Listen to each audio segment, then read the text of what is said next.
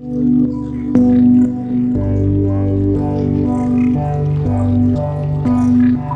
assalamualaikum warahmatullahi wabarakatuh. Jumpa lagi di podcast Konten Apik. Untuk edisi hari ini spesial, kita kedatangan tamu seorang wanita cantik yang terkenal di Pemalang karena nulis novel. Ada 3 novel ataupun buku sudah cetak atau dirilis. Ada Mbak Nikta Safaid. Nah, oke. Ini manggilnya apa ini biar apa? Panggil nama aja Mas, Niken. Oh, itu Niken. Nikta Safaid itu nama pena sih. Oh, berarti nama di ini ya, Nikta Safaid berarti kalau untuk panggilan sehari-hari Niken. Niken. Suami manggilnya apa? Saya. Aduh, romantis banget. Oke. Mbak Niken ya, boleh kenalin dulu nih 3 karya buku novelnya. Yang pertama Prajurit dan Bunga Desa yang kemarin baru aja difilmin, film pendek, kolaborasi sama Gesyara Project. Terus yang kedua ada Pelakor nomor 1, yang ketiga Novelet 15 meter. Pelakor nomor 1, Novelet 15 meter. 15 meter. Yeah. Lebih pendek dari Novel itu namanya Novelet Novelet. ya. Oke, ini jadi tahu kita nih ya teman-teman. Aku pengen ngerti nih, pertama kali suka nulis itu umur berapa? Kemudian pertama kali menulis novel kapan? Kalau umur kelas 5 SD Mas, itu ingatnya kelas 5 SD. Itu bikin cergam. Ya, cerita bergambar. Bagian gambarnya Ade, terus itu bagian ceritanya aku, terus dijual ke anak-anak kecil gitu Mas, ke teman-teman. Respon teman-teman waktu itu? Iya, beli, rame pada beli. Oh, ya bagus ceritanya gitu. Itu dulu waktu SD-nya di mana? Di Bandung waktu itu, di Ranca di Ekek. Bandung. Iya. Kelahiran sih asli mana? Asli Pemalang sebenarnya. Desa? Cuma Desa Pedurungan. Pedurungan ya. Iya. Oke. SD-nya di Bandung, tapi lahirnya di Pedurungan gitu ya. Terus kembali lagi ke Pemalang, usia berapa? Sekolah pas apa? SMA kelas 1 di SMA Negeri 2 Pemalang. Di SMA Negeri 2 ya. Terus lanjut dengan hobinya atau bagaimana ini? Waktu SMA apa belum? Nulis puisi sih Mas waktu puisi, itu. cuman puisi. Oke. Di situ kembali nulis-nulis gitu. Belum Mas, itu Belum. tapi ngambilnya bahasa waktu itu. Relate ya, Iya. maksudnya nyambung ya, Nyambung, ada iya. korelasinya lah ya. Kemudian setelah ini apa? SMA lanjutin kemana? Sastra atau apa gitu? Ke kebidanan Mas, nggak nyambung sih sebenarnya. Oke lah, itu tuh apa? Dari diri sendiri atau mungkin dari orang tua? Dari orang tua pengennya ambil kebidanan, terus akhirnya aku ambil kebidanan. Walaupun itu mungkin bertolak belakang dengan hati. Iya, waktu itu. belakang. Waktu itu dan sekarang. Tapi orang tua dari dulu tahu Mbak Niken bisa nulis? Tahu Mas. Tahu. Malah pengen dulu ambil yang ngarah nulis tapi nggak boleh. Nggak boleh. Iya. Memang apakah mungkin orang tua secara profesi berasal dari tenaga kesehatan semua atau bagaimana? Enggak Mas. Lingkungan? Guru. Oh, guru. Iya, guru. Oke deh. Terus kebidanan di mana berarti Mbak Niken? Di Akbid Pemkab Cilacap Mas. Oh, di Cilacap. Mulai menulis lagi itu nggak waktu? Belum Mas, mulai nulis lagi malah setelah nikah. Oh. Setelah nikah baru nulis lagi. Suami bagaimana? Dukung banget. Dukung banget. Nggak nanya kamu bidan kok malah suka nulis bikin-bikin Enggak buku. sih, malah Enggak. dukung. Tapi secara praktisi sebagai bidan masih praktek nggak waktu itu setelah lulus kebidanan? Masih waktu itu di puskesmas. Sampai sekarang? Sekarang alih profesi lagi, banting setir lagi ke Kemana? kantin. Oh, Buka kantin. perdagangan. Iya. Keren. Tepuk tangan dong. Ya apapun profesi ya, walaupun kita pernah sekolah ini itu, tapi memang kalau pas endingnya seperti ini nggak apa-apa, Iya, ya kan? iya. Oke deh. Nah ini mungkin menarik, alasan dan motivasi dalam menulis itu sebenarnya tujuannya Mbak Niken itu apa? Maksudnya karepe opo nong lo maksudnya? Targetnya apa gitu? Pengennya apa ini? Kok nulis gitu? Udah passion dan hobi. Heeh. Terus juga pengen apa ya, kayak healing juga Mas, kayak menceritakan banyak ya cerita yang di luar sana lah ya. Gitu. Oke. Ketika nulis, apa yang dinikmati dari Mbak Niken ketika nulis itu loh? Baru muncul kebanggaan apa langsung muncul apa? Apa ya? Seneng sih Mas, seneng. Oh gitu. Kalau aku kan mungkin main bola habis itu seneng plong itu. Iya, terus bikin konten, main film itu plong, itu seneng gitu. Sama seperti itu. Sama. Oh, memang passion ya. Iya. Oke deh. Terus tadi buku udah ya. Yang pertama berarti ini ya, pelakor Prajurit dan Bunga Desa. Kita bahas itu boleh ya? Boleh, Mas. Prajurit dan itu ditulis tahun berapa? 2017, Mas. 2017. Berdasarkan cerita pribadi atau imajinasi aja? Itu imajinasi tapi dari ini terinspirasi dari kisah cintanya Pierre Tendean yang nggak sampai.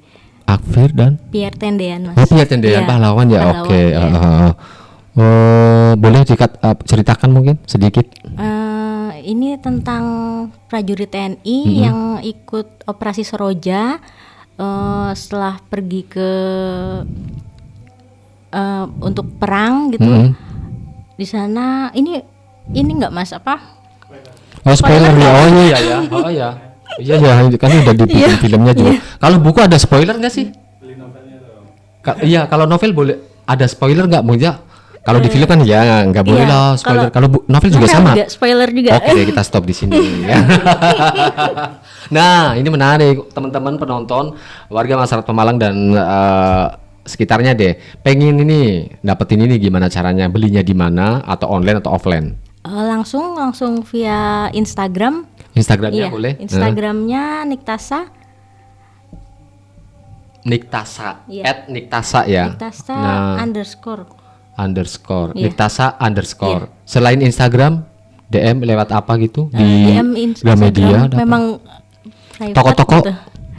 Toko waktu itu masih langsung ke penerbit, Mas. Penerbit. Tapi karena udah cetak habis, udah sold out. Oke, berarti ya. Yang sold out yang tadi Prajurit dan Bunga Desa. Oke, habis itu ini ya pelakor nomor 1. Kemudian ini ya. Oke, Prajurit dan sekali pas cetak itu udah habis. 2 kali cetak, Mas. Oh, kita tepuk tangan dulu dong. Kenapa? Satu sekali cetak berapa buku? Pertama kali itu kayaknya 50 Mas. 50. Terus akhirnya masih banyak minat gitu. Akhirnya cetak keduanya berapa lupa, Mas. Ratusan ya.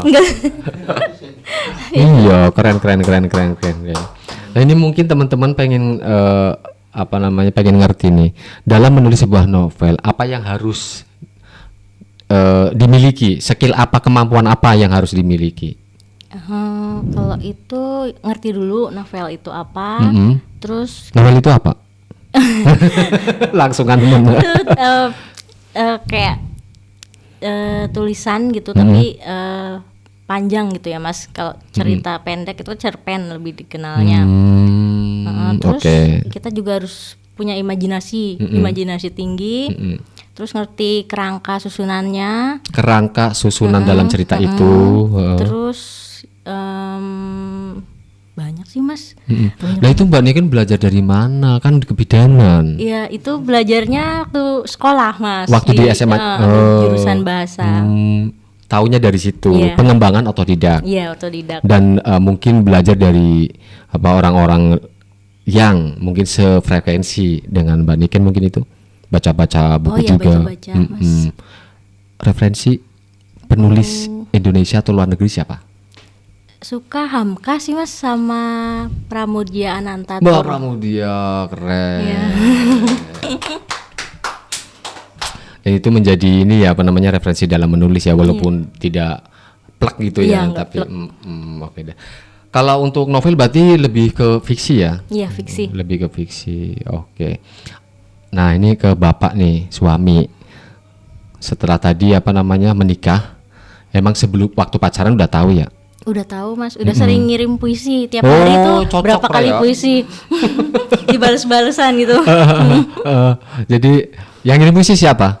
Aku dulu. Dibales. pujangga juga sih sebenarnya. Oh, ketemunya di mana sih Mbak Niken? Ketemu di Wonosobo Mas, praktek bareng. Oh, praktek bareng. Iya ya, bidan ketemu dokter ya. Kaminya nih dokter nih teman-teman ya. Seorang dokter, seorang bidan nulis puisi itu isinya kayak apa? Penasaran. Apakah jarum suntik mengalir, jarum suntik masuk ke dalam rongga. Oke. Mbak Niken, bagaimana ketika nulis itu Mbak Niken itu mendapatkan kendala dan kendalanya itu apa aja? Terus tips mengatasi kendala-kendala itu yang sering ditemukan Mbak Niken? Aku selama nulis lancar sih Mas, alhamdulillah, ngalir, nggak ada ngeheng. Jadi cuma waktu kayak karena kan ibu-ibu ya harus kerjain kerjaan rumah, jadi nunggu. Nah ini ngatur waktunya gimana? Iya itu nunggu anak-anak udah sekolah, berangkat semua sekolah, beres kerjaan, ya nanti baru bisa ngerjain nulis itu ngebut. Oke, ini menarik. Mbak Niken tadi bilang katanya sekarang punya kantin tuh di Semanda ya, SMA 2. Apa enggak repot habis anak sekolah? Apakah di sela-sela di kantin waktu istirahat itu nulis dikit-dikit atau gimana? Kalau sekarang? Kalau sekarang sebenarnya masih pengen nulis sebenarnya tuh Mas, cuma waktunya belum, karena Senin sampai Jumat itu kan kalau di kantin tuh kejar-kejaran full. Siswa itu desak-desakan sampai desak-desakan, jadi udah Sabtu Minggu tuh udah capek banget. Jadi belum nemu waktunya. Belum. Tapi rancangan untuk ke depan bakal nulis ada. Pengennya Mas, masih ada. Apa kira-kira rencananya? Mau nulis apa maksudnya? Ada sudah di kepala belum? Udah ada Mas, tapi masih rahasia. Masih rahasia ya. Oke. Iya. Terus ini bagaimana tipsnya suatu buku agar sukses kemudian diminati dan dibaca banyak orang setelah tadi seperti kayak di cetakan pertama Prajuridan itu. Yang pertama Prajuridan bunga maksudnya ya. Kalau menurut aku sih ya Mas, yang pertama itu percaya diri Mas, penulis harus percaya diri. Percaya diri, oke. Kalau misalnya jangan pesimis, kayak misalnya aduh nanti bukuku nggak laku, bukuku nggak dibaca, karena buku itu punya pembacanya masing-masing. Yang suka horor ya baca horor gitu. Segmennya ya. Selain itu mungkin tips lain setelah percaya diri, jangan pesimis, kayak ya kita maju aja gitu, optimis, terus gencar ini promosi. Iya, promosi. Untuk saat ini promosinya kemana aja berarti? Kemarin itu endorse. Terus lewat Shopee dari penerbitnya juga ada. Terus pribadi Mas. Medsos. Gitu ya. Ada mungkin dukungan dari lembaga atau teman atau komunitas itu ada nggak? Kalau kemarin itu kan masuk DKD Mas, Dewan Kesenian Daerah Pemalang ya. Itu dibantu lewat promosi bedah buku. Oke, itu berarti dalam event-event bedah buku nanti diikutkan gitu ya. Itu termasuk selipan promosi juga ya. Oke, aku pengen ngerti nih bagaimana sih sang suami mengatur waktu, kemudian support sistemnya seperti apa. Kita undang boleh nggak? Ya boleh. Oke deh, silakan untuk Pak Dokter Dedek Joko Wibowo. Gantian nggak apa-apa nih ya Mbak Niken, nanti Mbak Niken balik lagi ke sini. Oke teman-teman, nah ini suami dari Mbak Niken, Dokter Dedek Joko Widodo. Kita manggilnya Mas Dokter aja ya, biar gampang. Halo Mas Dokter, apa kabar? Alhamdulillah baik, Mas Sato sehat? Wah sehat sekali lah, bisa ketemu Mas Dokter sama Mbak Niken hari ini, seneng sekali ya. Bisa ngulik-ngulik dapat ilmu juga lah ya. Kaget juga sih soalnya, kan intinya kan malah penulis. Ini bawa bojo. Nggak apa-apa, ini kan ini juga menginspirasi ke mungkin profesi lain yang saling support system gitu. Nah ini kembali ngomongin tentang support system, bagaimana peran Mas Dokter di dalam proses penulisan Mbak Niken dalam menulis novel ini, di rumah atau di mana saja? Ya kalau karena passionnya di menulis, ya saya juga dengan profesi dokter, ya seperti pasangan suami istri, apapun yang jadi hobi apa kesenangan itu ya tetap saya dukung. Di Lala kesenangannya sama. Kesenangan sama. Alhamdulillah kalau dulu saya memang senangnya di kesenian juga, cuma sastra. Oh, sastra. Tapi bikin puisi sama cerpen. Enggak lanjut kayak Mbak Niken bikin novel. Kayaknya kalau novel dari dulu udah tahu diri. Tahu diri, kirain tahu ngerti. Soalnya dulu kalau bikin cerpen ya masih karena napasnya pendek, jadi dari klimaksnya juga sebentar gitu. Kalau novel kan harus panjang, banyak ininya lah, banyak dan fokus ya. Tapi secara teori paham lah ya, dan nyambung nih kayak sama Mbak Niken. Iya, kadang ketika nulis Mas dokter masuk ini harus begini nih, ini kayaknya cocok ini. Kadang gitu nggak? Ya kayak misalnya kayak buku pertama itu ya, Prajurit Bunga Desa. Itu memang karena dari cerita awalnya memang lihat cerita tentang seorang prajurit Piatandian yang cintanya nggak sampai sama kalau nggak salah itu Rukmini itu. Itu kan sama booming juga. Ini spoiler nggak? Jadi ini spoiler nggak dok? Nggak. Oh nggak, oke. Jadi secara garis besar itu bikin cerita dengan setting yang berbeda gitu.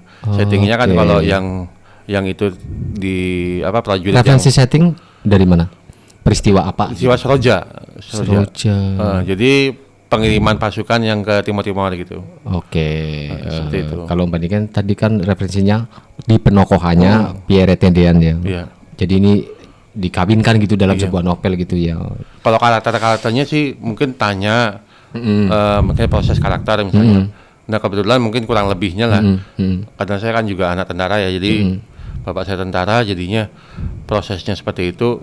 Misalnya apa yang ditanyakan, misalnya tentara kayak apa itu mungkin itu yang mungkin bisa saya jawab. Iya. Ya dukungnya dalam bentuk kayak gitu misalnya. Ya alhamdulillah dalam penulisan buku 3 buku ini alhamdulillah mungkin beberapa menit mungkin ada masalah ya. Mungkin hang di tengah-tengah tiba-tiba nggak bisa lanjutin alur ceritanya. Tapi ini alhamdulillah sih karena mungkin udah sesuai dengan kesenangan ide ceritanya, jadi nggak ada masalah sih alhamdulillah. Dari buku pertama Prajurit Bunga Desa, Pelakon Nomor 1 sama buku 15 meter. 15 meter. Iya. Dari 3 ini apa yang kayaknya ini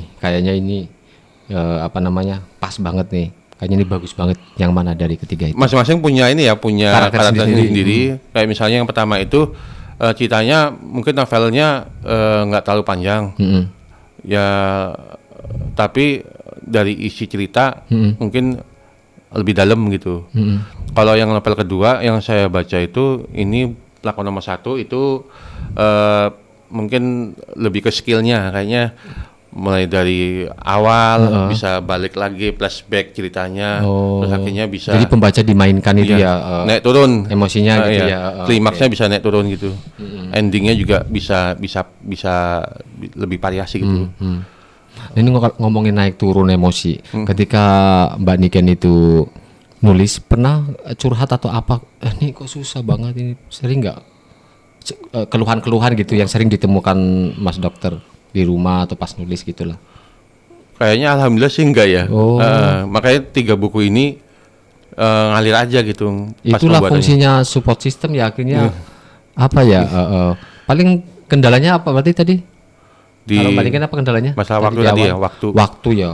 Waktunya itu mungkin membaginya, mungkin kalau pekerjaan sehari-hari di rumah sudah selesai, ada senggang waktu, ya itu biasa itu mulai nulis. Nanti ya dipipil, dicicil gitu. Nanti sampai sudah selesai semuanya, itu nanti ya paling saya lihat ini gimana. Iya.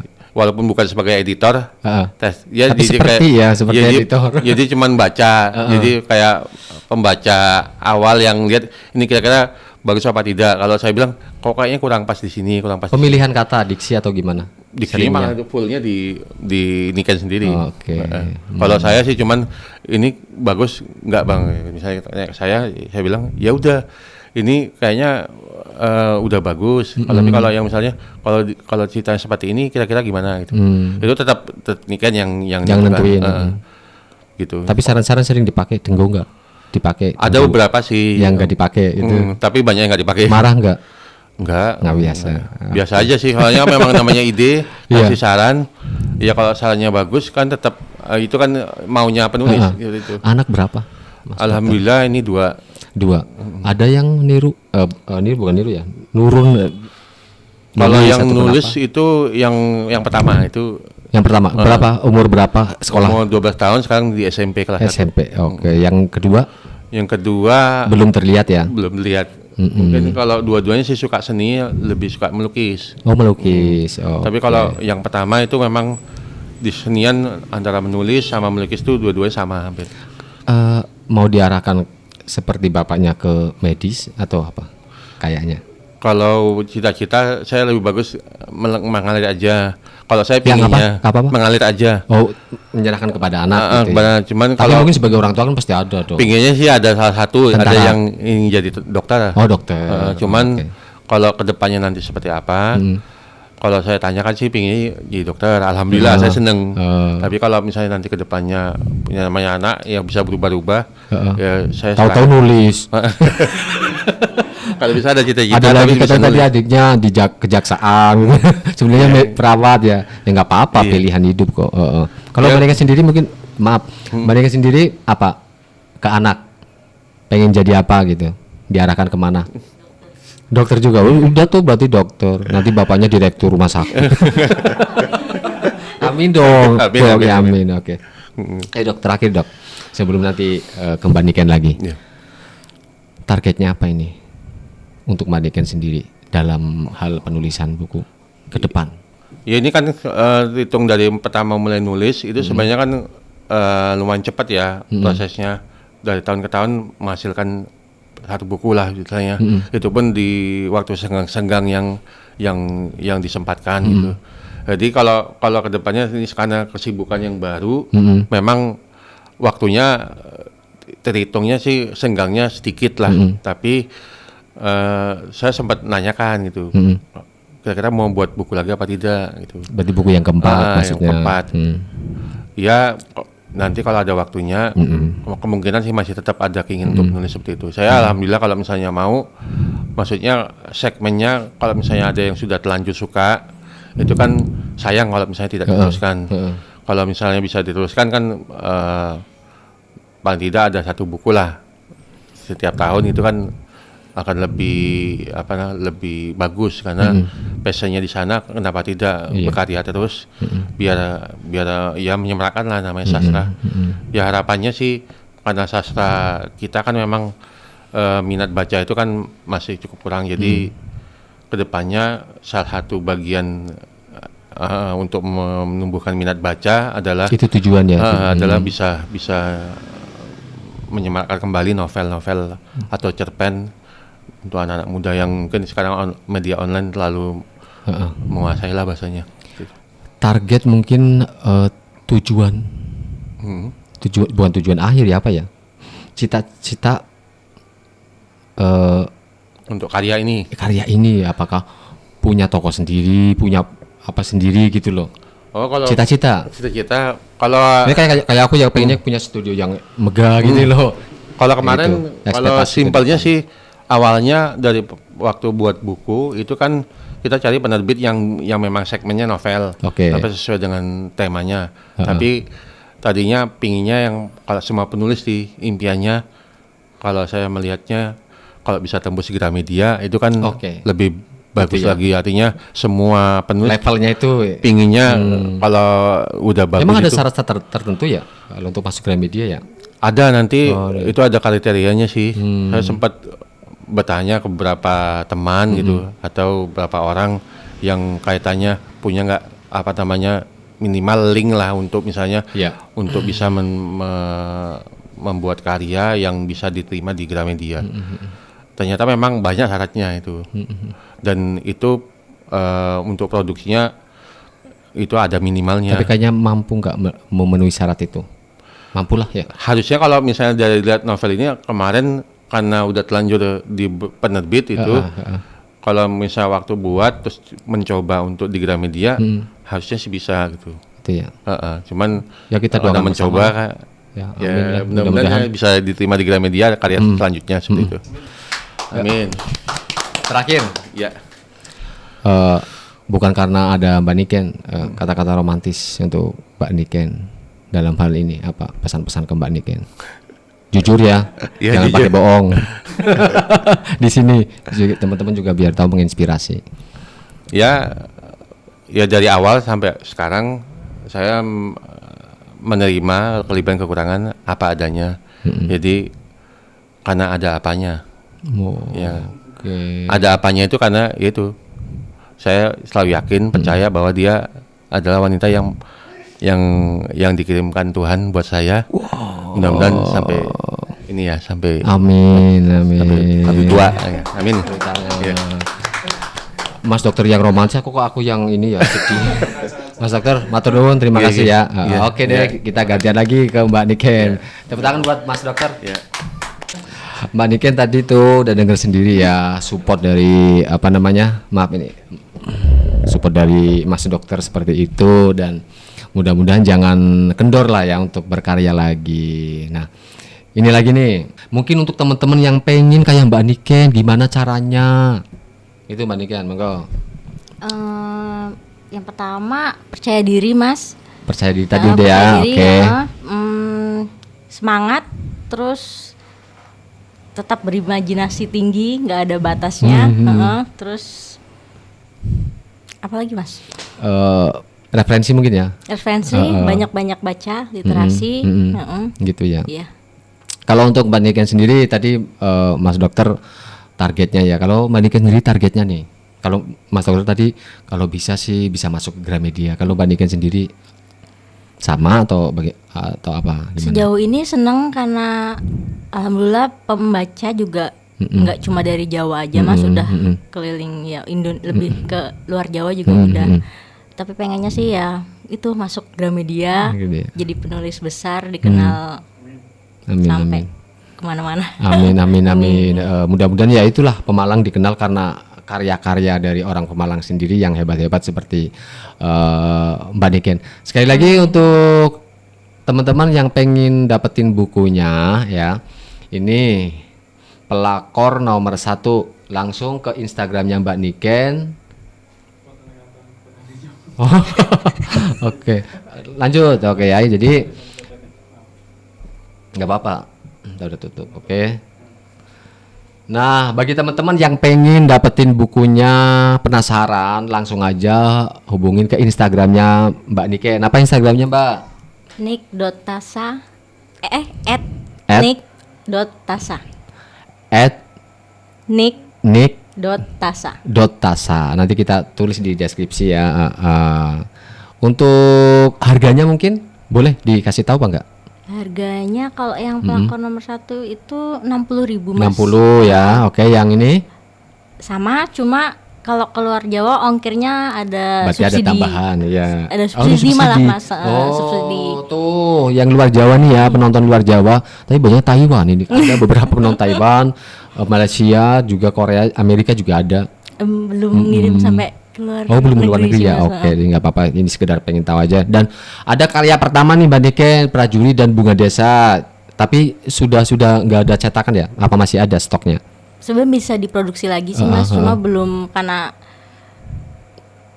pandemi. Ya, pandemi juga. Kesibukan juga ya kali ya. Oke, gitu teman-teman. Jadi Mbak Niken ini sekarang tadinya seorang bidan, kemudian lulus, terus sekarang sudah banting setir menjadi bisnismen. Tapi mudah-mudahan karya ini menulisnya nyambung terus ya Mbak Niken ya. Ya, amin. Oke. Terima kasih Mbak Niken sudah datang ke channel Konten Apik. Kita nanti bertemu lagi bikin acara seperti ini lagi dengan mungkin topik yang berbeda, topik yang lebih seru lagi. Mungkin kita bedah satu-satu. Oh iya Mas. Ya, bisa ya. Oke. Ya, pas rilis buku baru gitu ya. Ya wis.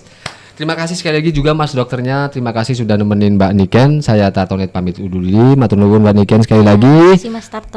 Dan jangan lupa like, subscribe, pantengin terus channel Konten Apik. Terima kasih. Wassalamualaikum warahmatullahi wabarakatuh.